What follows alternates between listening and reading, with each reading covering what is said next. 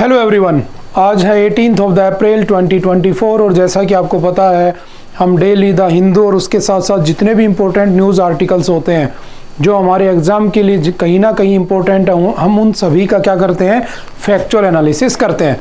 तो चलिए स्टार्ट करते हैं। आज कौन सा डे है? 18 ऑफ द अप्रैल।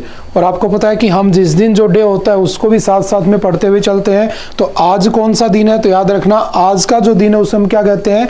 तो आज है वर्ल्ड हेरिटेज डे। आज क्या बनाया जाता है? आज के दिन वर्ल्ड हेरिटेज डे सेलिब्रेट किया जाता है। कब से स्टार्ट हुआ था? तो याद रखना, ये स्टार्ट कब से हुआ था? 1983 से। अब हेरिटेज क्या होता है समझना। हेरिटेज का मतलब है सिंपल सा कि जो चीज़ हमें विरासत में मिली है हमें उसे बचा के रखना है। जैसे मान लो किसी को विरासत में मिलता है पैसा, किसी को मिल जाती है कोई बिल्डिंग, कोई हवेली, कोई महल, है ना। तो ऐसे ही जब इंडिया की अगर मैं बात करता हूँ तो इंडिया को विरासत में क्या मिला है, हेरिटेज में क्या मिला है? तो जैसे आमेर फोर्ट, है ना, ताजमहल, ठीक है, उसके साथ साथ नीलगिरी बायोस्फीयर रिजर्व, मतलब ऐसी चीज़ें जो हमें नेचर की तरफ से या हमारे जो एंसेस्टर रह चुके हैं उनकी तरफ से हमें क्या मिली हो, विरासत में, हेरिटेज में मिली हो, हमें उसको प्रिजर्व करना चाहिए। बस इसका यही काम होता है। तो अगर मैं इंडिया की बात करता हूं तो इंडिया के अंदर यूनेस्को, यूनाइटेड नेशन का पार्ट है, यूनेस्को वर्ल्ड हेरिटेज साइट, कितनी साइट है इंडिया में? 42 हो चुकी हैं। ठीक है, सबसे पहले कौन सी थी? अजंता एलोरा की केव्स, ताजमहल, और इन सबको डिक्लेयर किया जाता है। आज के दिन अगर पूछे तो कितनी हो चुकी है? 42 यानी कि 42। और लास्ट कौन सी बनी थी हमारी? तो लास्ट हमारी बनी थी होयसाला टेम्पल्स, जो कि कहाँ पर बने हुए हैं? जो कि हमारे कर्नाटक के टेम्पल्स हैं। ठीक है, वो लास्ट इसमें डिक्लेयर किए गए थे। तो आई थिंक आपको समझ में आ गया होगा कि आज कौन सा डे है, वर्ल्ड हेरिटेज डे। तो चलिए स्टार्ट करते हैं आज का टॉपिक। आज की जो हमारी न्यूज है, सबसे पहले न्यूज पर चलते हैं। देखो, आपने देखा होगा कि कई बार क्या होता है ना कि जो एनवायरनमेंट होता है ना उसमें एक्सट्रीम कंडीशंस हो जाती हैं। जैसे मान लो अगर मैं इंडिया की बात करूँ ना, इसको थोड़ा सा इसका बेस समझना। अगर मैं इंडिया की बात करूं तो इंडिया में, या मैं वर्ल्ड की बात कर लेता हूं, तो लास्ट जो ईयर था ना 2023, उसको हमने क्या कहा था? हॉटेस्ट ईयर, आज तक का सबसे हॉटेस्ट ईयर हमने डिक्लेयर किया। ठीक है, अब मान लो आपने सुना होगा कि जो आपका दुबई है उसके अंदर पानी तो है नहीं, ठीक है, इतनी बारिश भी नहीं होती है। तो इस बार क्या हुआ, यानी कि रिवर्स वगैरह तो है नहीं वहाँ पे, तो इस बार क्या हुआ, वहाँ पर इतनी भयंकर बारिश हुई है कि अगले 3 सालों तक जितनी बारिश होनी थी ना वो 24 आवर्स के अंदर हो गई। तो it is an example of, किसका एग्जाम्पल हो? तो याद रखना, एक्सट्रीम वेदर कंडीशन। अब एक्सट्रीम वेदर कंडीशन का मतलब क्या हो गया कि आप जो एक्सपेक्ट नहीं कर सकते वो सारे इंसिडेंट इसमें होते हैं। अब जैसे कि फॉर एग्जांपल समझना कि ये सब हो किसकी वजह से रहा है, तो जितना भी क्लाइमेट चेंज हो रहा है ना उसका सबसे बड़ा रीजन क्या है? तो हमारा जो ग्रीन हाउस गैसेज होती हैं, जैसे हमारा टारगेट ईयर है 2050 है ना वर्ल्ड का, इंडिया का है 2070। अब इसको थोड़ा सा ऐसे समझना कि देखो ये जो पूरा का पूरा इंसिडेंट हुआ ना, इसके होने के पीछे जो एक्सट्रीम वेदर कंडीशन है उसके लिए कहीं ना कहीं हम रिस्पॉन्सिबल है। और हम इतना रिस्पॉन्सिबल है, जैसे अगर मैं इंडिया की बात करूं तो इंडिया के अंदर भी इस साल कितनी बारिश हो सकती है? तो इस बार इंडिया के अंदर 6% ज़्यादा बारिश होगी। ठीक है, हालांकि बात अच्छी है, लेकिन अभी देखोगे तो टेम्परेचर क्या कर रहा है? राइज कर रहा है ना, टेम्परेचर तो राइज करता जा रहा है। तो इससे कहीं ना कहीं नुकसान क्या हो रहा होगा? लोगों को नुकसान हो रहा होगा। तो एक बात समझना, यहाँ से ये वाली जो पहली वाली न्यूज है ना, एक बार समझना, ये जो पहली वाली न्यूज है, ठीक है, और उसके बाद जो दूसरी वाली न्यूज है ग्रेट इंडियन बस्टर्ड, मैं इन दोनों को कंबाइन करते हुए चलता हूँ एक साथ ही। ठीक है, क्योंकि दोनों की दोनों किससे रिलेट करती हैं? तो एनवायरनमेंट से रिलेट करती हैं। मैं दोनों न्यूज़ों को एक साथ ही समझते हुए चलता हूँ कि दोनों में तुम्हें पढ़ना क्या है, समझना। अभी क्या हुआ, ठीक है, अभी रिसेंटली हमने देखा कि जो हमारे यहाँ पर ग्रेट इंडियन बस्टर्ड है, ठीक है, ये कहाँ का स्टेट बर्ड है? तो समझना ये कहाँ का स्टेट बर्ड है? राजस्थान। राजस्थान का ये क्या है? State bird. ठीक है, अब हुआ क्या कि ये जो है ना ग्रेट इंडियन बस्टर्ड, ये क्रिटिकली एंडेंजर्ड लिस्ट में आ चुका है। ठीक है, क्रिटिकली एंडेंजर्ड लिस्ट में आ चुका है, मतलब कि इसको बचाना बहुत जरूरी हो चुका है। अब समझना मैटर क्या है। मान लो हुआ क्या कि ये जो ग्रेट इंडियन बस्टर्ड ये कैसे खत्म हो रहा है? तो इसके पीछे का रीज़न क्या है? सिंपल सा तो समझना, जितनी हमारे यहाँ पे इलेक्ट्रिसिटी की जो लाइनें होती है ना, ये लाइनें रिस्पॉन्सिबल है किसके लिए? इनके एक्सटिंक्ट होने के लिए, इनको इस लिस्ट में लाने के लिए। मतलब हर साल लगभग 1 लाख के आसपास, 1 to 2 लाख जो ग्रेट इंडियन बस्टर्ड इनकी डेथ हो जाती है। किसकी वजह से? जो हाई वोल्टेज लाइन चलती है इनकी वजह से। तो हुआ क्या कि केस होता है सुप्रीम कोर्ट के अंदर, ठीक है। कहा गया कि ये जो डेथ हो रही है ना, इसके पीछे रिस्पॉन्सिबल कौन है? तो कहा गया कि भाई रिस्पॉन्सिबल तो आपका ये इलेक्ट्रिसिटी ये सब है। तो सुप्रीम कोर्ट का डिसीजन आता है कि एक काम करो, जितनी भी ये लाइनें हैं ना, इन सारी लाइनों को अंडरग्राउंड कर दो। अब सोचो, अगर इन सारी लाइनों को अंडरग्राउंड कर दिया जाए तो क्या हम उस टारगेट को अचीव कर पाएंगे? क्या जो हमने 2070 का लेके बैठे हैं कि हमें कार्बन न्यूट्रल हो जाना है, हम तो कभी नहीं हो पाएंगे, क्योंकि उसको अचीव करने पे ध्यान दोगे या कि यहाँ पर जो लाइन इलेक्ट्रिसिटी की लाइन है पूरे राजस्थान की, तुम अंडरग्राउंड करने में लगे रहोगे? तो वो टिपिकल है। तो कहा गया कि ऐसा करना तो पॉसिबल नहीं है। फिर दोबारा से सुप्रीम कोर्ट का डिसीजन आता है कि पॉसिबल तो नहीं है, लेकिन कहीं ना कहीं ये जो तुम बहाना बना रहे हो कि ये जो नेचुरल जो डिजास्टर हो रहा है ना, या नेचर की वजह से जो ये सारे इंसिडेंट हो रहे हैं, ये कहीं ना कहीं, या एनवायरनमेंट को जो नुकसान हो रहा है, ये कहीं ना कहीं रिस्पॉन्सिबल कौन है इसके लिए? तो इसके लिए सीधा सीधा रिस्पॉन्सिबल तो कौन है? हम ही है। तो समझना, जो क्लाइमेट चेंज होता है ना, उस क्लाइमेट चेंज को आपका समझना सुप्रीम कोर्ट ने फंडामेंटल राइट बना दिया। कैसे? तो इसकी थोड़ा सा बेस समझने की कोशिश करना कि हुआ क्या है एक्चुअल के अंदर। कि बेसिकली देखो, 2 चीजें होती हैं, आपने पढ़ा होगा, बिल्कुल आराम से समझना, इसमें बहुत सारे क्वेश्चंस बनेंगे।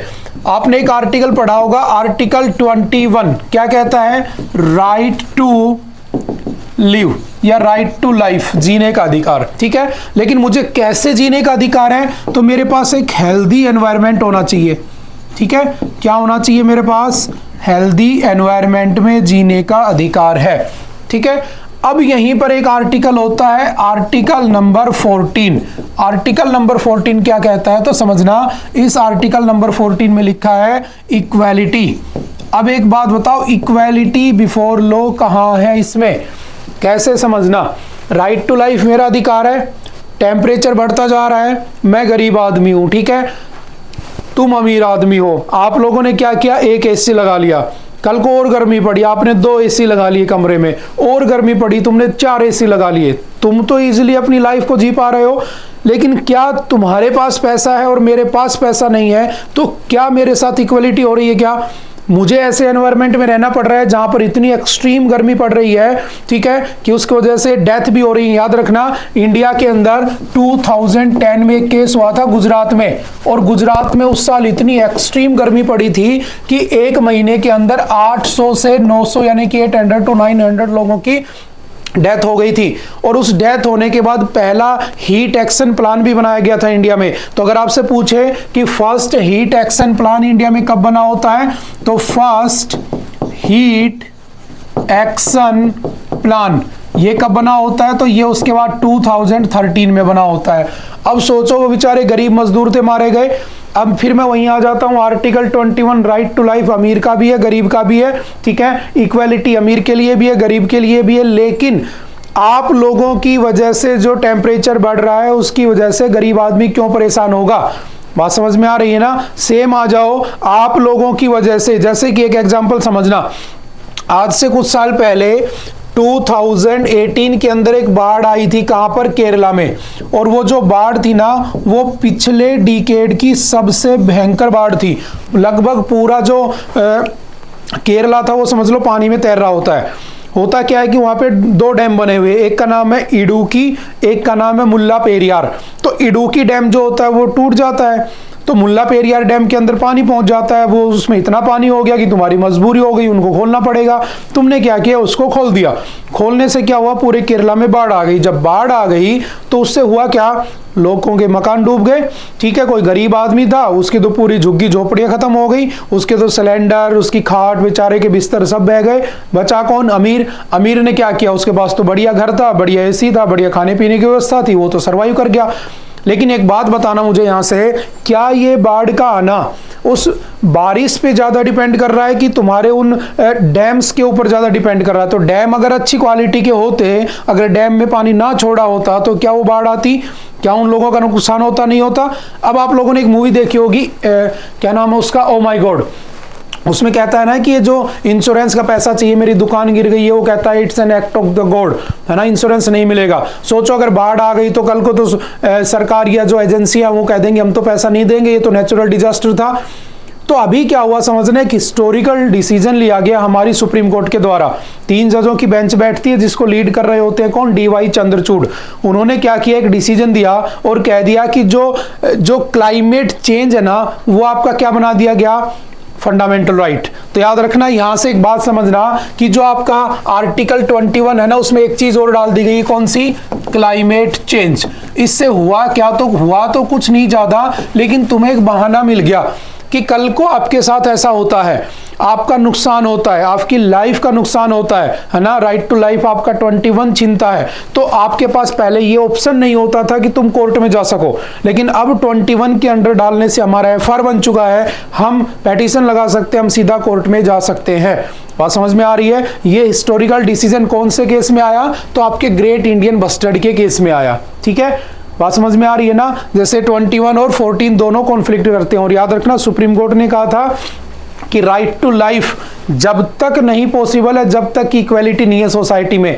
तो याद रखना, हमेशा 21 एंड 14 को एक साथ पढ़ा जाता है, ठीक है ना, दोनों को एक साथ मैच करवाया जाता है, दोनों आर्टिकल को, और दोनों तुम्हारे क्या हैं, फंडामेंटल राइट्स हैं। तो आई थिंक आपको थोड़ी बहुत बात समझ में आ गई होगी कि अभी रिसेंटली क्या हुआ, ग्रेट इंडियन बस्टर्ड के केस में आर्टिकल 21 में किसको डाल दिया गया, क्लाइमेट चेंज को डाल दिया गया। ठीक है, अब कल को मान लो ऐसा कुछ होता है तो आप सीधा सुप्रीम कोर्ट में जा सकते हो। ठीक है, अब समझना थोड़ा सा, फॉर एग्जाम्पल जैसे हुआ क्या था एक्चुअल में, कि देखो बैकग्राउंड में थोड़ा समझा देता हूं, केस कौन सा होता है, Ranjit Singh versus union of India, है ना। और इस केस में हुआ क्या था तो समझना, Rajasthan desert national park is home of the critically endangered bird species, क्या नाम है इसका, ग्रेट इंडियन बस्टर्ड। पहला केस कब होता है, 2018 में। ठीक है, उसके बाद जो पावर लाइन होती है उनको कह दिया जाता है कि खत्म किया जाए। दोबारा से होता है लीगल एक्शन 2019 में, एक रिट पेटिशन लगाई जाती है, ठीक है, इनको बचाने के लिए। फिर 2021 में सुप्रीम कोर्ट का ऑर्डर आता है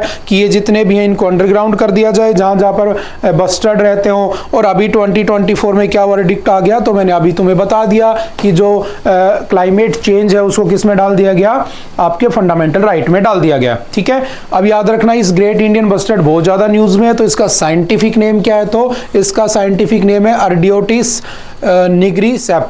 ठीक है, और ये कौन सी लिस्ट में है, क्रिटिकली एंडेंजर्ड वाली लिस्ट में लाई करता है। ठीक है, तो इन बातों को थोड़ा सा ध्यान में रखना। चलते हैं उसके बाद नेक्स्ट न्यूज के ऊपर। El Nino drought leaves Zimbabwe lake Kariba only 13% full.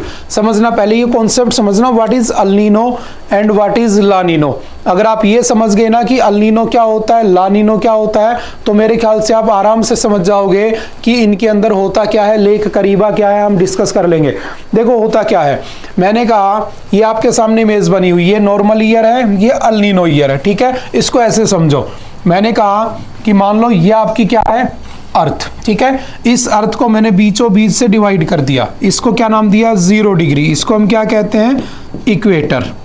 ठीक है, इससे थोड़ा सा ऊपर चला गया तो कौन सा आ गया, 23.5 डिग्री नॉर्थ। इससे थोड़ा सा ऊपर चला गया तो 66.5 डिग्री नॉर्थ। और सबसे ऊपर कौन सा आ गया, 90 डिग्री नॉर्थ। सेम नीचे रहा होगा, इसको हम क्या कहते हैं, इक्वेटर, इसको क्या कहते हैं, ट्रॉपिक ऑफ कैंसर, और इसको क्या कहा जाता है, आर्कटिक लाइन। ठीक है, अब समझना, मान लो इसको ऐसे समझो, ये सरफेस है, ठीक है, और यहां पर सन है आपका, और आपको पता है सन की लाइट सीधी यहीं पर गिरती है सरफेस पर। और जब सन की लाइट सीधी यहां पर गिरेंगी तो यहां पर जो एयर मॉलिक्यूल्स होंगे, वो एयर मॉलिक्यूल्स क्या हो जाएंगे, गर्म, टेम्परेचर बढ़ेगा उनका, और जब टेम्परेचर बढ़ेगा तो प्रेशर क्या होगा, कम। याद रखना, सिर्फ एनवायरनमेंट के केस में, हवा के केस में ऐसा होता है कि जब टेम्परेचर बढ़ता है तो प्रेशर कम हो जाता है। कैसे? तो एयर मॉलिक्यूल्स गर्म हो जाएंगे, गर्म होने के बाद ऊपर उठेंगे, और ऊपर उठेंगे तो मतलब प्रेशर कम है उनके अंदर, और जब ऊपर उठेंगे तो यही एयर मॉलिक्यूल्स ऊपर चले जाएंगे, कुछ टाइम बाद ये दोबारा से नीचे आने की कोशिश करेंगे, और जब ये नीचे आएंगे तो ठंडे हो चुके होंगे कंपैरिजन टू सरफेस के। तो यहां पर जब ये ऊपर गए तो यहां से जो ठंडी हवा थी, कोल्ड एयर है ना, कोल्ड एयर पार्टिकल्स, वो इधर ट्रेवल करेंगे, क्योंकि आपको पता है कि एयर कैसे ट्रेवल करती है, हमेशा हाई प्रेशर से किधर जाती है, लो प्रेशर। जैसे कि आपके घर में सिलेंडर है, कभी उस सिलेंडर को आधा खाली हो जाए तो दबाना, ऐसा थोड़ी होगा बाहर से हवा अंदर चली जाएगी, हवा हमेशा अंदर से बाहर निकलेगी, मतलब हाई प्रेशर से लो प्रेशर में ट्रेवल करती है। ठीक है, अब क्या हुआ, ये कोल्ड एयर इधर आई, ये ऊपर जा चुकी थी, फिर ये थोड़ी देर बाद घूम के नीचे आ गई, फिर ये गर्म हो जाएगी, फिर ये ऊपर चली जाएगी, फिर ये गर्म हो जाएगी। तो ये पूरा क्या चलता रहता है, एक विंड साइकिल चलता रहता है। ठीक है, और ये सरफेस के ऊपर चलता है। और आपको पता होना चाहिए आपकी अर्थ 23.5 डिग्री पे टिल्टेड है। ठीक है, सन जो है उसकी मैक्सिमम लाइट कहाँ पड़ती है, तो 0 डिग्री के ऊपर पड़ती है, क्योंकि हमेशा बीच में रहता है। तो होता क्या है कि मैक्सिमम हीट कहाँ पड़ रही है, 0 डिग्री पे। तो यहां से जो हवाएं निकलती है ना, इनको कहते हैं विंड। और जब ये हवा ऊपर चली जाती है इक्वेटर के पास, जब ठंडी हो जाती है, तो हम उसे कह देते हैं जेट। क्या कह देते हैं, जेट।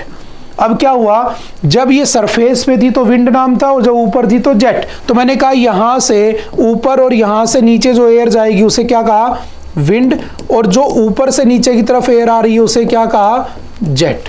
ठीक है, अब होता क्या है कि ये जो अल नीनो इफेक्ट होता है, इसमें क्या होता है कि ये जो आपकी एयर है, जो हॉट एयर है, ये सीधी ट्रेवल करती है, सीधी टकराती है किससे, अल नीनो ईयर में आपके कॉन्टिनेंट से देखा जाए तो। जैसे कि देखो सीधी गर्म हवाएं टकरा रही हैं।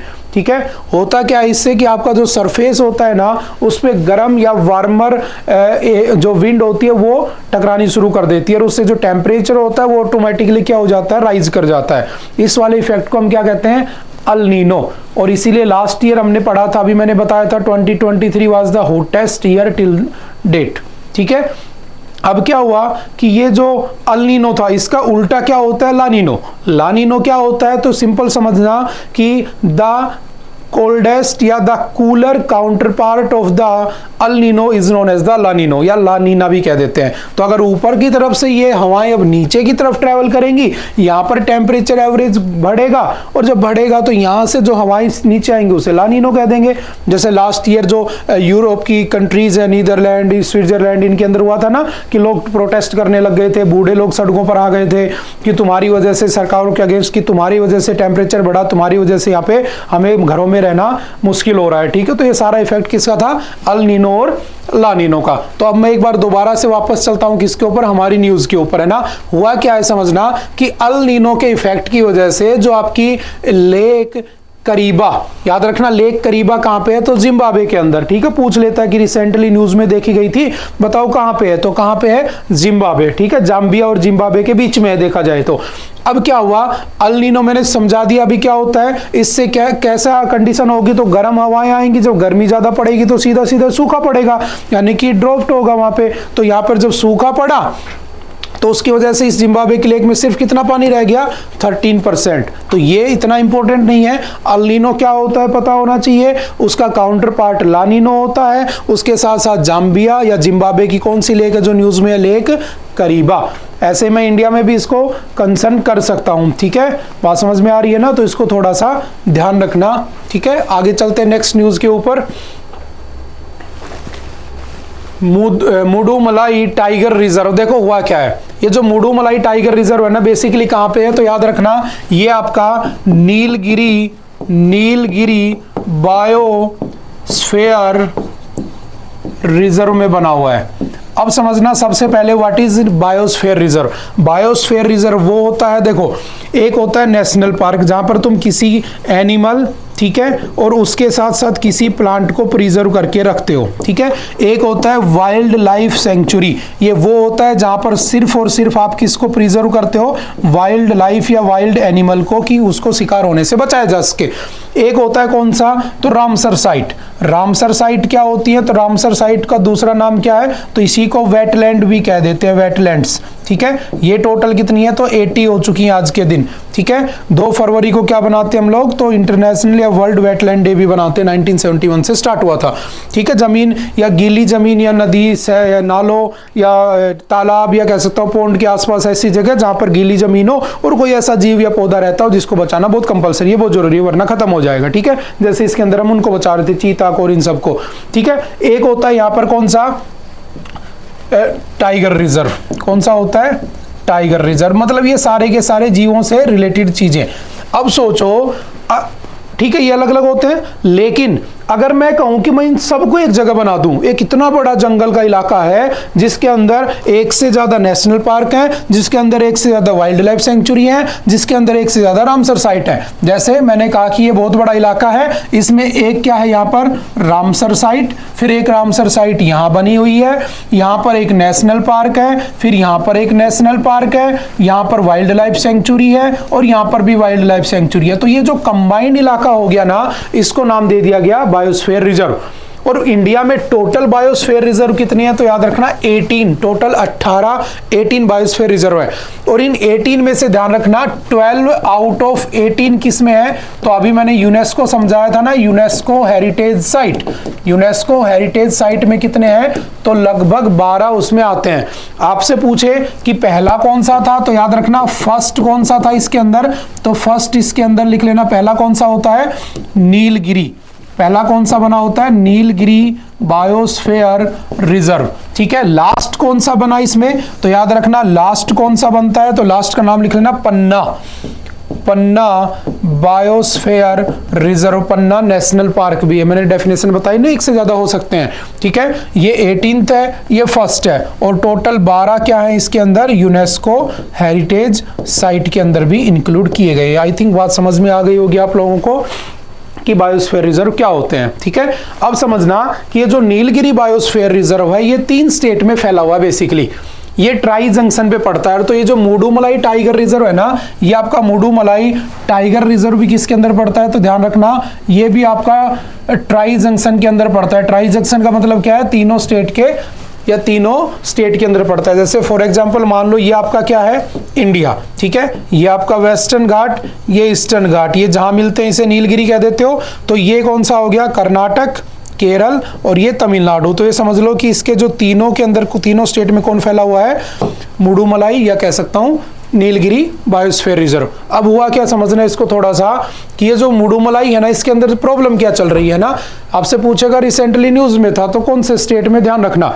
अब प्रॉब्लम क्या है समझना, इसके अंदर प्रॉब्लम क्या है कि ये जो आपने देखा ना वाइल्ड डॉग, इसके अंदर स्किन इन्फेक्शन फैल रहा है और ये स्किन इन्फेक्शन बहुत ज्यादा फैल रहा है। सोचो अगर यही स्किन इन्फेक्शन ह्यूमंस में फैल जाए तो इसे क्या कहोगे, तो मैंने लास्ट टाइम भी आपको बताया था, इसे हम कहते हैं जूनोटिक डिजीज। क्या कहते हैं, जूनोटिक डिजीज कहते हैं, जो किसी एनिमल से हमारे अंदर फैलती हो। ठीक है, तो ये वहां पर कंसर्न का या उसका बना हुआ है, इश्यू बना हुआ है। ठीक है, तो थोड़ा सा इसको ध्यान रखना। अच्छा, मुडुमलाई टाइगर रिजर्व के बारे में और क्या पूछ सकता है, तो याद करो अभी ऑस्कर दिए गए थे, है ना, तो एक डॉक्यूमेंट्री थी जिसका नाम क्या था, द एलिफेंट विस्पर।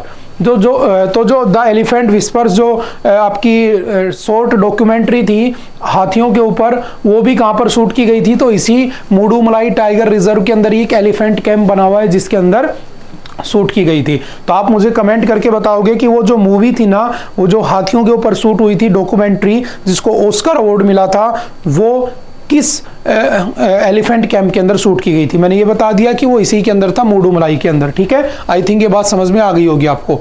नेक्स्ट चलते हैं, बम्बल बीज। बम्बल बी आपने देखा होगा, शायद एक मूवी भी है ट्रांसफॉर्मर, उसके अंदर एक ऑटो रोबोट का भी नाम होता है क्या, बम्बल बी है ना, कुछ इसी कलर का होता है। तो है क्या समझना कि बम्बल बी है ना, इसके बारे में एक नई चीज पता चली है कि जो पेस्टिसाइड होते हैं ना, उन पेस्टिसाइड को ये क्या कर सकता है, इंजेस्ट कर सकता है। मतलब कि मान लो आपने पेस्टिसाइड छिड़का, क्या होता है पेस्टिसाइड की मान लो फसलों के ऊपर डालते हो ना, ताकि कीड़ों से बचाया जा सके। और कई बार क्या होता है कि वो हार्मफुल होता है और कई बार हम उसको कंज्यूम कर लेते हैं, तो हमारी बॉडी के अंदर कहीं ना कहीं उसका इफेक्ट देखने को मिलता है।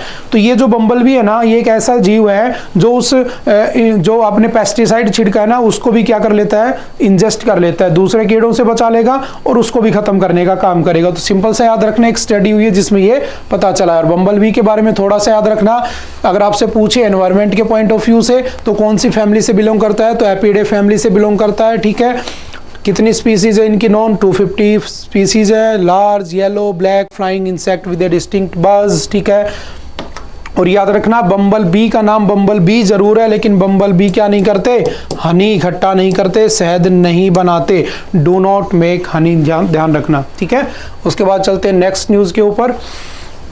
रामलल्ला सूर्य तिलक, आपने देखा होगा कि कल रामनवमी थी, तो रामनवमी के वाले दिन भगवान जो श्री राम है उनका सूर्य तिलक किया गया था। कैसे किया होगा, तो मंदिर के अंदर डायरेक्ट दीवारों को चीर कर तो आई नहीं होगी सनलाइट, तो कैसे, तो इन्होंने क्या किया, वहां पर कुछ मिरर लगा दिए है ना। जब मिरर लगा दिए तो एक मिरर पर लाइट गिरी, उसके बाद दूसरे मिरर पर गिरी, फिर तीसरे मिरर पर, फिर चौथे मिरर पर, और सीधी जाकर कहां पर गिरने लगी, भगवान श्री राम के माथे के ऊपर। ठीक है, उससे उसको नाम क्या दिया गया, सूर्य तिलक। तो थोड़ा सा ध्यान रखना, क्यों, क्योंकि राम मंदिर अभी इनॉग्रेट हुआ था। मैं दोबारा से हल्का सा बता देता हूँ, राम मंदिर का जो स्टार्टिंग है वो कब की गई थी, उसका इनॉग्रेशन किस दिन हुआ था, 22 ऑफ द जनवरी। और राम मंदिर का इशू एक ऐसा इशू है, अभी लोकसभा के इलेक्शन भी हैं, और लोकसभा इलेक्शन के अंदर राम मंदिर का इंपॉर्टेंस तुम जानते हो। वरना तो जो हमारे शंकराचार्य थे उन्होंने तो कहा था कि रामनवमी वाले दिन उसका वो करना इनॉग्रेशन, लेकिन अगर आज किया होता, कल किया होता, तो पॉलिटिकल कंपेनिंग नहीं हो सकती थी, तो उसको उसी दिन कर दिया गया था। तो बहुत सारा इश्यूज भी थे, बहुत सारे मैटर भी थे। ठीक है, उसके बाद वो हो गया, अच्छी बात है, हो गया। ठीक है, वरना कल तो हो ही जाना था। ठीक है, तो इलेक्शन के बाद सरकार बनेगी तो क्वेश्चंस बनेंगे तुम्हारे लिए, तो इसको थोड़ा ध्यान रखना। किसको तोड़कर बनाया गया था, तो बाबरी मस्जिद को। बाबरी मस्जिद कब बनी थी, 1528 में। किसने बनाई थी, तो बाबर ने बनाई थी। बाबरी मस्जिद को ढहाया कब गया था, तो आपको डेट याद होनी चाहिए, 6 ऑफ द दिसंबर 1992। और उसके बाद सेम याद रखना, 6 ऑफ द दिसंबर 2019 को क्या किया गया था, ये राम मंदिर बनाने का डिसीजन दिया गया था। ठीक है, तो इन कुछ पॉइंटों को ध्यान रखना। उसके बाद चलते हैं नेक्स्ट न्यूज़ के ऊपर। और कौन सी रिवर के ऊपर बना हुआ है, तो याद रखना कौन सी रिवर, चलो मुझे कमेंट करके बताना कौन सी रिवर के ऊपर राम मंदिर बना हुआ है। ठीक है, या अयोध्या कौन सी रिवर के ऊपर बसी हुई है। कई बार रिवर्स के नाम पूछ लेता है ना, कि हैदराबाद मूसी रिवर के ऊपर है, कोलकाता हुगली रिवर के ऊपर है, आपका अजमेर लूनी रिवर के ऊपर है। ठीक है, आपका आगरा यमुना रिवर के ऊपर है, दिल्ली यमुना रिवर के ऊपर है। तो ऐसे क्वेश्चन पूछ लेता है, तो आप मुझे बताना कि अयोध्या कौन सी रिवर के ऊपर बना हुआ है। ठीक है, उसके बाद चलते हैं नेक्स्ट न्यूज के ऊपर। चगास डिजीज, देखो चगास डिजीज क्या है समझना। इस चगास डिजीज का किसकी वजह से होती है, तो किसिंग बग्स की वजह से होती है। होता क्या है इसके अंदर, देखो थोड़ा समझना, ये वाली फोटो देखो। होता क्या है कि आपकी जो बॉडी होती है ना, आपकी स्किन, उसके ऊपर छोटे छोटे कीड़े रेंगने लग जाते हैं। ठीक है, और उन कीड़ों को हम क्या कहते हैं, किसिंग बग्स, है ना। आपको ऐसे लगेगा आपको किस करके जा रहे हो ना, ऐसे याद रख सकते हो। और उनके अंदर क्या होता है, पैरासाइट होता है, और वो पैरासाइट आपकी बॉडी के अंदर वो इंजेक्ट कर देते हैं, मोस्टली आपकी आंखों के आसपास या फिर आपके नाक के आसपास, चेहरे के ऊपर। और ये मोस्टली कब एक्टिव होते हैं, जब आप सो रहे होते हैं ना रात को, तो उस समय आपके चेहरे के ऊपर ये घूम रहे होते हैं। ठीक है, और उस समय ये उस पैरासाइट को वहां पर छोड़ देते हैं, और जब पैरासाइट को छोड़ देते हैं तो ये कितनी बड़ी डिजीज है कि इससे साल में लगभग 10,000 डेथ होती है पूरी दुनिया भर के अंदर। तो ये कोई छोटी मोटी डिजीज नहीं है, समझना। ये न्यूज में क्यों है, तो आपने देखा अभी 14 ऑफ द अप्रैल गया था, उस दिन क्या बनाया जाता है, वर्ल्ड चेगास डे भी बनाया जाता है। ठीक है, तो आपसे पूछे वर्ल्ड चगास डे कब होता है, तो 14 ऑफ द अप्रैल। कौन सा पैरासाइट है, तो प्रोटोजोआ पैरासाइट ट्राइपेनोसोमा क्रूजी।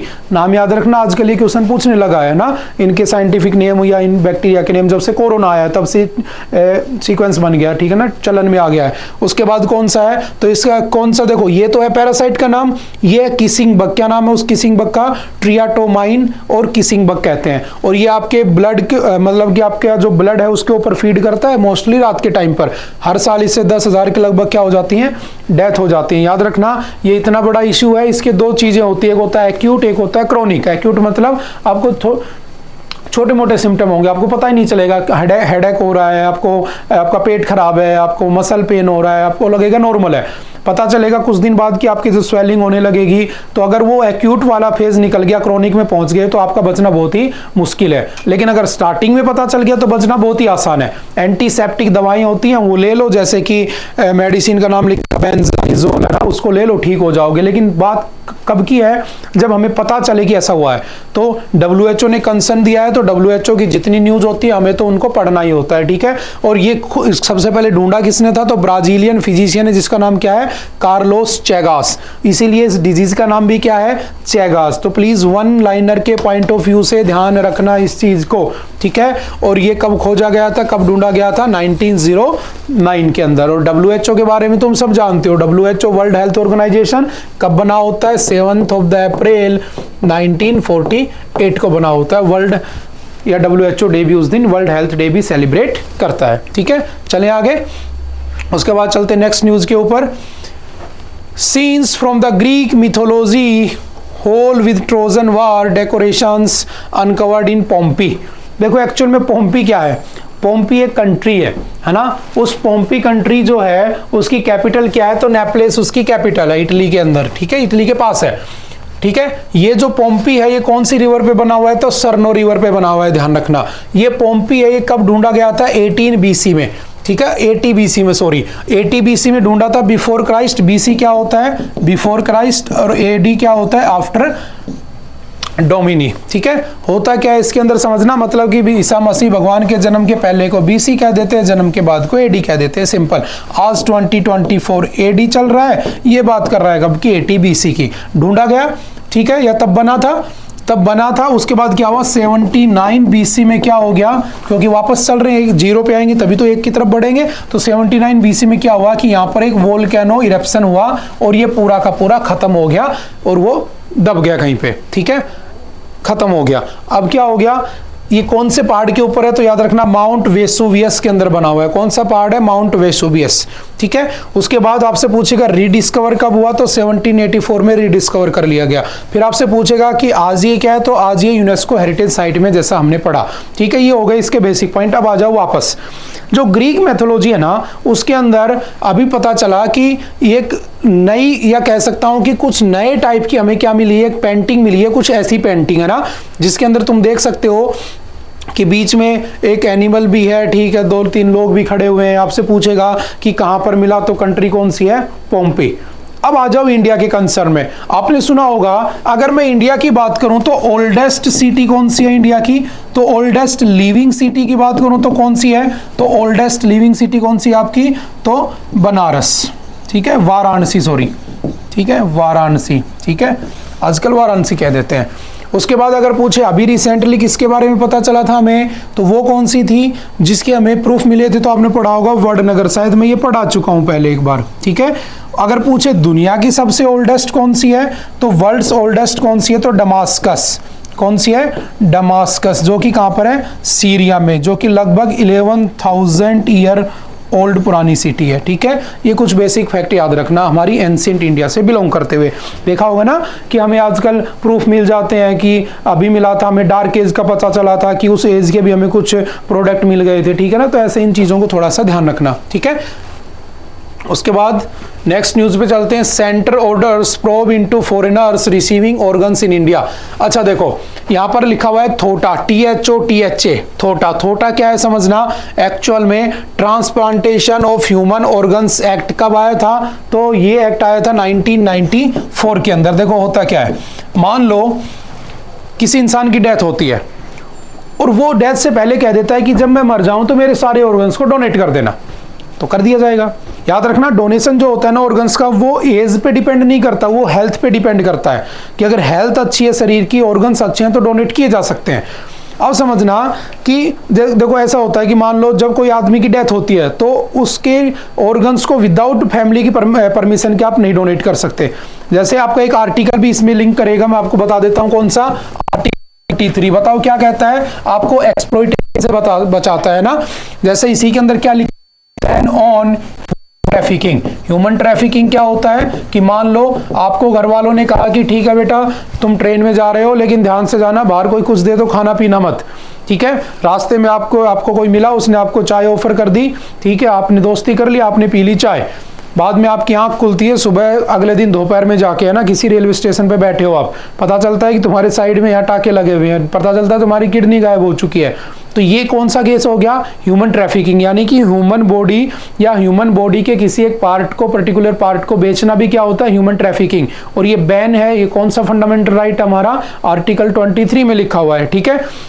अब समझना आजकल क्या हो रहा है कि इंडिया के अंदर इतने लोग हैं ना जिनको ऑर्गन्स चाहिए, लेकिन ऑर्गन्स चाहिए वाले लोग भी बहुत हैं और ऑर्गन्स मिले, किससे मिले वो लोग कम है। तो मतलब इंडिया में चाहने वालों की डिमांड ज्यादा है ऑर्गन्स की, लेकिन सप्लाई कम है। लेकिन फिर भी इंडिया के बाहर फॉरेन में ऑर्गन्स को भेजा जा रहा है। तो कहीं ना कहीं हमारे लिए कंसर्न बन चुका है कि ऐसा कैसे हो पा रहा है। तो हमारे यहाँ पर कौन सी मिनिस्ट्री आ जाएगी, हेल्थ मिनिस्ट्री आ जाएगी। सिंपल सा अगर पूछे तो कौन सी मिनिस्ट्री, अगर पैसे आ जाए तो हेल्थ मिनिस्ट्री का इश्यू हो गया, ठीक है। एक्ट कौन सा है, तो transplantation of human organs act 1994 इसको प्रोहिबिट करता है। आप विदाउट परमिशन नहीं कर सकते, आप विदाउट हेल्थी बॉडी के ऑर्गन्स को ट्रांसप्लांट नहीं कर सकते इसके अंदर, ठीक है। बात समझ में आ रही है ना, कौन सा आर्टिकल, आर्टिकल 23। और दूसरा यहाँ पर कौन सा डिपार्टमेंट है, तो national organ and tissue transplantation organisation, that is NOTTO, NOTTO की बात कर रहा है, ठीक है। तो ये थोड़ा सा ध्यान रखना, ठीक है। नेक्स्ट चलते हैं। Chinese scientists develop world's first orbiter that allows smartphones to make direct satellite calls। देखो अभी क्या होता है, मुझे कहीं फोन करना है, मेरे पास कोई टावर है, मेरा फोन पहले वहां कनेक्ट होगा, फिर वो जाएगा सैटेलाइट पे, सैटेलाइट से वहां कनेक्ट होगा जहां मैंने मिलाया था उस टावर पे, उस टावर से उस पर्टिकुलर पर्सन के पास। हालांकि with in the fractions of the seconds हो जाता है, लेकिन ये होता है ना। लेकिन अभी चाइना पहला ऐसा देश बन गया जिसने कहा कि हटाओ ये सबसे क्या बोलते हैं आपके टावर वगैरह, क्या करेंगे, तो उन्होंने कहा एक काम करते हैं, सैटेलाइट से कॉल मिलाते हैं, डायरेक्ट सीधी कॉल वहां जाएगी, सीधी वहां से सैटेलाइट से कनेक्ट होगा। तो अगर पूछे दुनिया का पहला कौन सा देश बन गया जिसने इस टेक्नोलॉजी को इन्वेंट कर लिया है, तो वो कौन सा है, जिसने यूज कर लिया तो कौन सा है, चाइनीज, ठीक है, चाइना। अगर पूछे क्या नाम है उस सैटेलाइट का, तो टियानटोंग सैटेलाइट। अब नाम से आप समझ गए होंगे टियांगटोंग, पियांगपोंग कहाँ की मिलेंगी, तो चाइना की मिलेंगी, ठीक है। उसके बाद आपसे पूछेगा कौन सा पहला फोन था, कौन सी पहली स्मार्टफोन मैन्युफैक्चरिंग कंपनी थी जिसने अपने मोबाइल्स को इसके लिए इनेबल किया कि वो डायरेक्ट वहां से कनेक्ट हो सके, कॉल कर सके, तो कौन सा था वो, हुआई। आपने नाम भी सुना होगा, मोबाइल भी बहुत चलते हैं इसके, ठीक है। तो बेसिक वन लाइनर में आप याद रख सकते हो, इतना इसमें ज्यादा हार्ड या इसमें ज्यादा हार्ड कुछ है नहीं, ठीक है। उसके बाद चलते नेक्स्ट।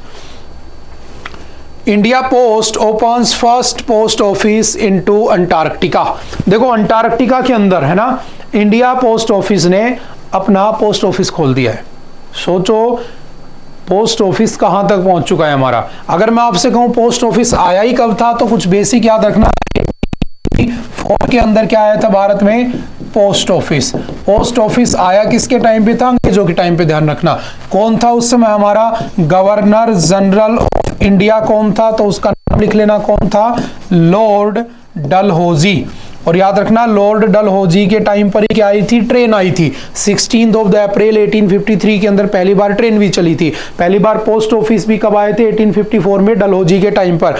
टेलीग्राफ सर्विस भी पहली बार कब आई थी, 1854 में, डलहौजी के टाइम पर, ठीक है। भारत का बात समझ में आ रही है ना। तो ये कौन था, लॉर्ड डलहौजी, ठीक है। अब समझना अब क्या हुआ, अंटार्कटिका के अंदर क्या बन चुका है, पोस्ट ऑफिस। कहां पर, तो तीसरा। तो आपको पता होना चाहिए पहला कौन सा था, दूसरा कौन सा था, तीसरा कौन सा है। तो पहला कौन सा था, तो पहले 1984 में खुला था, कहां पे, दक्षिण गंगोत्री स्टेशन के ऊपर।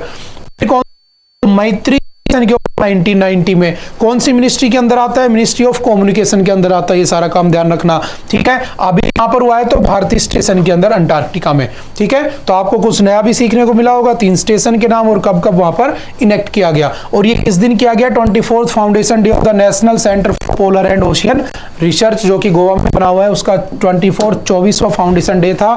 उसके अंदर कल इसको क्या कर दिया गया, वहां पे ओपन कर दिया गया। आई थिंक ये बातें आपको समझ में आ चुकी होंगी। उसके बाद चलते हैं नेक्स्ट न्यूज के ऊपर। श्रिंकफ्लेशन। व्हाट इज श्रिंकफ्लेशन समझना।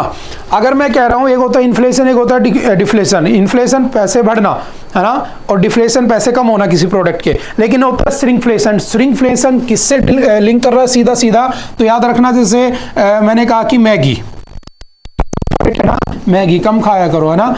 उसके बाद दूसरा कौन सा है, तो जैसे मान लो कोई कोल्ड ड्रिंक हो गया, वाटर बोतल होगी, जैसे 200 ml बोतल, 65 ml की फ्रूटी का पैकेट हो गया, 85 ml का फ्लेवर्ड मिल्क हो गया। तो बस आप डेफिनेशन समझ लो, होता कि आपसे पूछेगा।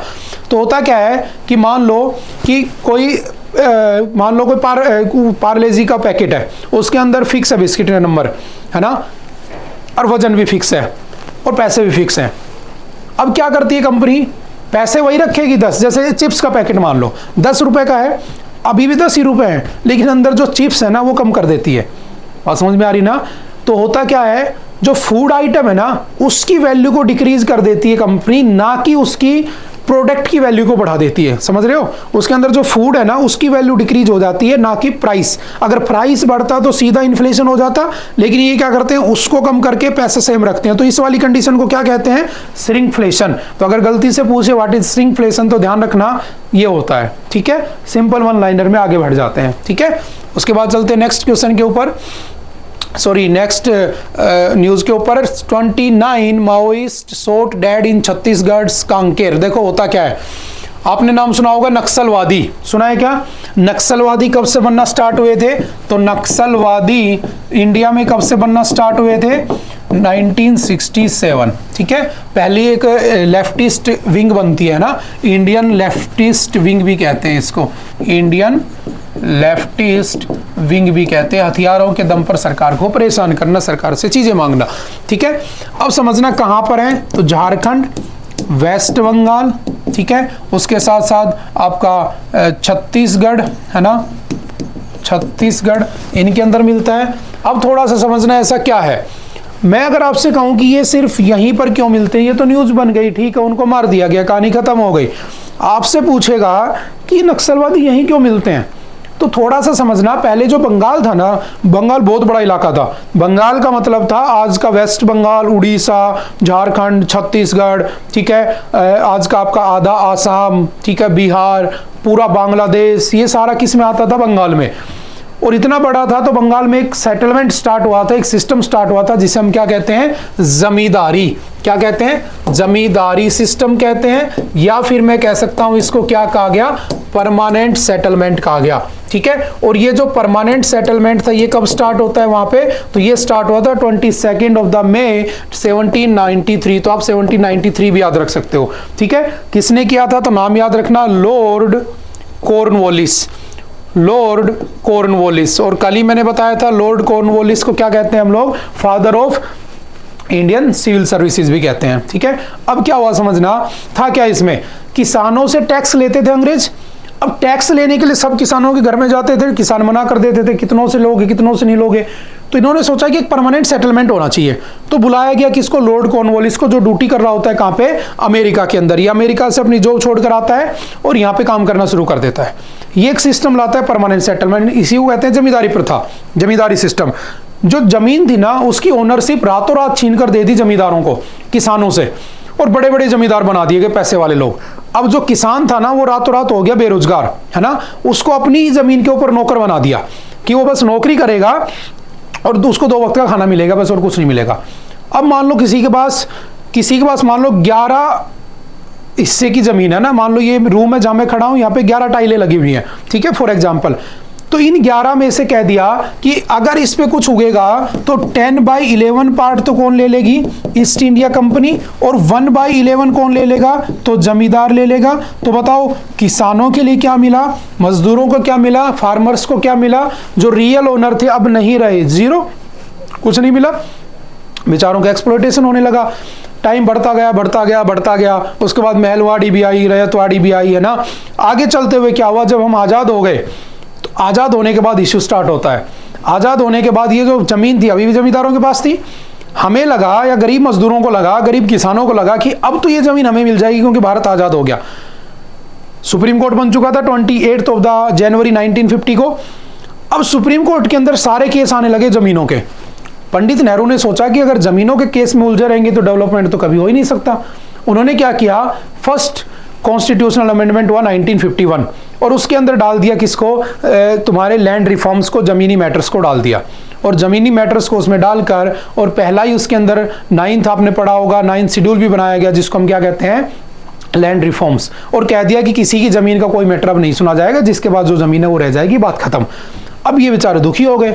अब ये जब दुखी हो गए तो उन्होंने हथियार उठा लिए कि हमें तो हमारी ज़मीन चाहिए, क्योंकि जंगलों में रहने लग गए, मजबूरी हो गई, जो जमींदार थे उन्होंने वहाँ से भगा दिया, जंगलों में काट काट कर जंगलों को रहने लगे। इसलिए तुमने सुना होगा छत्तीसगढ़ के बस्तर के अंदर यहाँ पर एक खेती होती है जिसे तुम झूम खेती कहते हो, है ना, उसको आप क्या कहते हो, शिफ्टिंग कल्टिवेशन कहते हो, ठीक है, जिसका दूसरा नाम दीपा भी है, ठीक है, नॉर्थ ईस्ट में झूम कहते हैं, वहाँ पे दीपा कहते हैं, केरला में कुमारी कह देते हैं। तो ये सब स्टार्ट हो गया। जब स्टार्ट हो गया तो ये लोग जंगलों में चले गए। बाद में जाकर इन्होंने क्या किया, हथियार उठा लिए। और 1967 में बक्सर नक्सलवादी एक जगह होती है जहां पर ये लोग रहते हैं, और वहीं से ये मूवमेंट स्टार्ट होता है जिसको नाम दिया गया नक्सलवादी। तो कहने का मतलब अगर परमानेंट सेटलमेंट ना होता तो ये लोग ऐसा ना होते, और ऐसा ना होते तो ये सरकार के अगेंस्ट ही खड़े ना होते। और सरकार इनको बचाने के लिए, इनको अपनी तरफ करने के लिए बहुत सारे एफर्ट करती है। ये लोग भी बहुत सारे इंसिडेंट करते हैं, जैसे लास्ट टू लास्ट ईयर हुआ था, हमारी इंडियन आर्मी के 2-4 लोगों को मार दिया था इन्होंने, ठीक है, हर साल ये इंसिडेंट होते रहते हैं, ठीक है। तो ये वाली कहानी को थोड़ा सा ध्यान रखना। अभी किसको मार दिया गया, 29 माओइस्ट को मार दिया गया, ठीक है। तो आई थिंक ये बात आपको समझ में आ गई होगी, थोड़ा बहुत इसको पढ़ लेना। रायपुर छत्तीसगढ़ की बात कर रहा है ये, ठीक है। उसके बाद चलते नेक्स्ट, सरकार इसको बचाने के लिए क्या क्या कर रही है। तो सरकार ने इससे बचने के लिए एक नया प्रोग्राम स्टार्ट किया जिसका नाम क्या है, Samadhan. What is Samadhan stand for, S for smart leadership, A for aggressive strategy, M for motivation and training, ठीक है, A for actionable intelligence, D for dashboard based KPIs, H for harnessing technology, A for action plan of each theatre, no, N for no access to financing. क्योंकि कहीं ना कहीं देखो, ये लोग तो चाहते हैं ऐसा हो, लेकिन पॉलिटिकल पार्टीज अपना फायदा उठाने के लिए क्या करती हैं, लड़वा देती हैं दोनों को, बात खत्म। मान लो आज मेरी सरकार है, तुम्हारी नहीं है, तुमने पैसा दिया, वो मेरे अगेंस्ट आ गए, कल को मेरी सरकार चलेगी, आपकी आ गई, मैंने पैसा दे दिया, फाइनेंस कर दिया, वो तुम्हारे अगेंस्ट चले गए, हम दोनों मिलकर अपना फायदा उठाते हैं, वो लोग परेशान रहते हैं, जैसे कि नेता लोग करते हैं, सिंपल सा, ठीक है। तो ये थोड़ा सा ध्यान रखना, ठीक है। उसके बाद चलते हैं नेक्स्ट न्यूज के ऊपर। आई थिंक द हिंदू में आज के लिए इतना ही था, हम इसके क्वेश्चंस को भी सोल्व कर लेते हैं, ठीक है। Question number first, recently which organisation has developed carbon nozzle for the rocket engines. तो किसने किया है, इसरो ने। Option number A is the right answer, ठीक है, कार्बन नोजल का। Next, recently ISRO has decided to achieve debris free space by which year. Debris free क्या है, मैंने आपको बताया था कि जब स्पेस में कोई सैटेलाइट लॉन्च की जाती है तो लास्ट में जो उसके वेस्टेज रह जाता है वो वहीं स्पेस में घूमता रहता है, तो उसको मैनेज करने का टारगेट ईयर कौन सा बनाया है, 2030। क्या करेंगे, उसके अंदर कुछ ऐसे डिवाइस लगा देंगे कि वो हमारी अर्थ के चारों तरफ चक्कर काटता रहे और हमें कुछ यूजफुल इंफॉर्मेशन दे, ना कि वहां पर भटकता रहे, ऐसे ही है ना। तो ये कब होगा, 2030 is the target year. Next चलते हैं, व्हाट इज द गाया BS3 recently seen in the news. तो क्या ये याद रखना, तो ये किसको नाम दिया गया है, ब्लैक होल को, ठीक है। It is a massive stellar black hole, और लगभग ये 1926 लाइट ईयर दूर है हमसे। अब समझना होता क्या है, ठीक है। लाइट ईयर क्या होती है, तो लाइट ईयर एक मेजरमेंट यूनिट है, distance measurement unit in the space, ठीक है, स्पेस में यूज करते हैं। अब समझना ब्लैक होल क्या होता है। मैंने कहा जब तारा जो होता है ना, जब तारे की डेथ हो जाती है तो ब्लैक होल बन जाता है, सिंपल समझना। जैसे मान लो सन इज ए स्टार, और सन की लगभग 74% हाइड्रोजन है, 23% उसमें हीलियम है, और 3 हाइड्रोजन के एटम मिलकर एक हीलियम बनाते हैं। धीरे धीरे टाइम के साथ साथ ही क्या होगा, 70% होगा, 60 होगा, 50 होगा, 40 होगा, 10 होगा, 0। जिस दिन सन के अंदर हाइड्रोजन 0 हो गई उस दिन हीलियम बहुत ज्यादा हो जाएगा, और हीलियम हैवी होती है। जब हैवी होती है तो हैवी ऑब्जेक्ट जब ज्यादा होगा तो ग्रेविटी बढ़ेगी, सब कुछ ही को अपने आसपास वाले को अपने अंदर खींच लेगा, और यही क्या बन जाएगा, ब्लैक होल बन जाएगा, ठीक है। तो जब स्टार या सन का जन्म होता है तो वो कैसे कलर का होता है, तो थोड़ा सा समझना, ये इसका सीक्वेंस होता है ना, ये इस शेप में घूमता है। जब ये पैदा होता है कोई स्टार, जैसे हमारा सन भी पैदा हुआ होगा, लगभग 5 बिलियन ईयर का हो चुका है, 4.5 बिलियन ईयर का, तो ये कैसे रंग का होता है, ब्लू। जैसे चूल्हे के ऊपर गैस जलाते हो तो पहले ब्लू कलर की जलती है ना, ध्यान से देखना, जब आग जलना स्टार्ट होती है, बाद में बीच में आके क्या बन जाता है, ये व्हाइट हो जाता है, ठीक है, और बाद में लास्ट में पहुंचते पहुंचते कैसा हो जाता है, रेड। जैसे कोयला जलने से पहले रेड होता है, फिर एकदम से राख बन जाता है, और लास्ट में क्या हो जाता है, ब्लैक। तो जब इसका कलर ब्लैक हो जाता है तो इसे क्या कह देते हो, ब्लैक होल, मतलब उसकी सारी लाइटनिंग खत्म। तो ये क्या है, ये बेसिकली एक ब्लैक होल है जो हमसे लगभग इतना दूर पास हो रहा है। बात समझ में आ रही है ना। और सन भी एक दिन ब्लैक होल बन जाएगा, तब तक हम जिंदा नहीं रहेंगे, ठीक है। उसके बाद recently DRDO organize the first international workshop on emerging technologies and challenges for the exoskeleton at which place. कहां पर स्टार्ट किया गया है, तो सिंपल सा याद रखना, डीआरडीओ की बात कर रहा है, Bengaluru is the option number is the right answer, ठीक है। उसके बाद चलते हैं नेक्स्ट न्यूज के क्वेश्चन के ऊपर। Which government proposed a landmark smoking ban. किस गवर्नमेंट ने स्मोकिंग बैन लगा दिया यंग जनरेशन के ऊपर। देखो क्वेश्चन की बात अलग है, आपको भी ध्यान देना चाहिए, आपको स्मोकिंग ड्रिंकिंग वगैरह नहीं करनी चाहिए ना। स्मोकिंग के ऊपर किस कंट्री ने बैन लगा दिया, तो वो कौन सी है, तो याद रखना आपकी ब्रिटिश गवर्नमेंट ने इसके ऊपर कंप्लीटली बैन लगा दिया है, ठीक है। आई होप कि इंडिया में भी कभी ऐसा होगा। उसके बाद चलते हैं next, world Chagas disease day अभी पढ़ा था हमने थोड़ी देर पहले, कब बनाया जाता है, तो option number C that is 14th of April is the right answer. उसके बाद नेक्स्ट चलते हैं, When was the Transplantation Human Organs Act was passed? अभी पढ़ा था हमने 1994, option number C is the right answer. Next चलते हैं, Mount Etna that is active volcano कहां पर है, तो माउंट एटना कहां पे है, तो याद रखना इटली के अंदर बना हुआ है। इंडिया के अंदर कौन सा एक्टिव वोल्केनो है, तो प्लीज याद रखना वोल्केनो एक्टिव होता है जिसमें से लावा निकलता रहता है टाइम टू टाइम, है ना। उसके बाद होता है इनएक्टिव, इनएक्टिव होता है जो 200-300 साल में कभी कभी लावा निकल जाता हो। एक होता है डेड, डेड होता है जो पिछले लगभग 1000+ ईयर से डेड हो। इंडिया में कौन सा है, तो दुनिया में 500+ एक्टिव है, इंडिया में एक एक्टिव। आप लोग मुझे कमेंट करके बताओगे इंडिया में कौन सा वोल्केनो है जो एक्टिव वोल्केनो है, इंडिया में एक्टिव वोल्केनो कौन सा, आप लोग मुझे कमेंट करके बताओगे, और सभी कमेंट करके बताओगे, ठीक है। उसके बाद चलते हैं नेक्स्ट, परमानेंट सेटलमेंट अभी मैंने बताया था कब स्टार्ट हुआ था, 1793 के अंदर। किसने स्टार्ट किया था, लॉर्ड कॉर्नवालिस ने। उसके बाद चलते नेक्स्ट क्वेश्चन के ऊपर, in which year the first heat action plan, अभी मैंने बताया था option number C that is 2013 is the right answer. Moyar river कहां पे है, तो याद रखना मोयर रिवर कहां पे है, केरल में। याद रखना वो जो हमने मुडुमलाई टाइगर रिजर्व पढ़ा था ना, वो जो है ना वो कौन सी रिवर पे है, तो मोयर रिवर के ऊपर, और मोयर रिवर कहां पे, केरला के अंदर, ध्यान रखना option number is the right answer. Next है लेक करीबा, अभी पढ़ा था lake Kariba, Europe, Asia, Africa, Australia, तो कहां पे है, जिम्बाब्वे, जिम्बाब्वे कहां पे, अफ्रीका, तो option number C is the right answer. Next चलते हैं एक्सरसाइज डस्ट लीग, अभी कुछ दिन पहले भी पढ़ा था, किस किस के बीच में है, इंडिया और उज्बेकिस्तान के बीच में। इस बार उसका कौन सा है, तो 5th उसका वो 5वीं बार हो रही है इस बार, है ना। लास्ट टाइम कहां पर हुई थी, तो याद रखना लास्ट टाइम हुई थी हमारे पिथौरागढ़ के अंदर उत्तराखंड में, ठीक है। एक साल होती है कहां पे, इंडिया, एक साल होती है उज्बेकिस्तान, ठीक है। तो लास्ट टाइम इंडिया पे हुई थी पिथौरागढ़, ठीक है, पिथौरागढ़, और इस बार कहां पे होगी, उज्बेकिस्तान में, ठीक है। उसके बाद चलते next, Where has DRDO and Indian Army successfully tested MPATGM weapon system, तो कहां पे टेस्ट किया है, तो option number C that is Rajasthan is the right answer. उसके बाद चलते next, Who has won the 12th national carrom championship title 2024, किसने जीता है, तो याद रखना रश्मि कुमारी, ठीक है। उसके बाद चलते नेक्स्ट क्वेश्चन पे, which of the stadium has become the first Indian stadium to implement hybrid pitch technology. तो आजकल आईपीएल भी चल रहा है ना, आईपीएल से रिलेटेड क्वेश्चन पूछ लेते हैं। लास्ट ईयर तो विराट कोहली के ऊपर भी क्वेश्चन आ गया था आपके एग्जाम के अंदर, ठीक है। तो कौन सी टेक्नोलॉजी यूज की जाएगी, हाइब्रिड टेक्नोलॉजी, किस कौन से स्टेडियम में, तो पहला स्टेडियम है HPCA स्टेडियम धर्मशाला, उत्तराखंड के हिमाचल प्रदेश के धर्मशाला में, ठीक है। उसके बाद चलते next, Which Navratna defence PSU signed MOU with IIT Mandi for cooperation in various fields, तो कौन सा है, तो बेल, है ना, option number C is the right answer, Bharat electronics limited. उसके बाद चलते next, who has been appointed as the brand ambassador of the space India. Space India का ब्रांड एम्बेसडर कौन बनाया है, तो सिंपल सा याद रखना option number D Anjana Sangi, ठीक है, option number D is the right answer. Next है, who has become the first Indian batsman to hit 506, कौन सा सही है, कोहली मत कर देना, कौन सा है, Rohit Sharma is the right answer, ठीक है।